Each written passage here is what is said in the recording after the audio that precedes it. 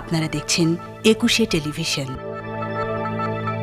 Chittagong port connecting রোডের সংস্কার কাজে এপ্রিল মাসের মধ্যে শেষ করতে ঠিকাদার প্রতিষ্ঠানকে নির্দেশ দিয়েছে চট্টগ্রাম সিটি কর্পোরেশনের মেয়র রেজাউল করিম চৌধুরী। তিনি বলেন, নির্দিষ্ট সময়ের মধ্যে কাজ শেষ না করায় জনভোগান্তি হলে কাউকে ছাড় দেওয়া হবে না।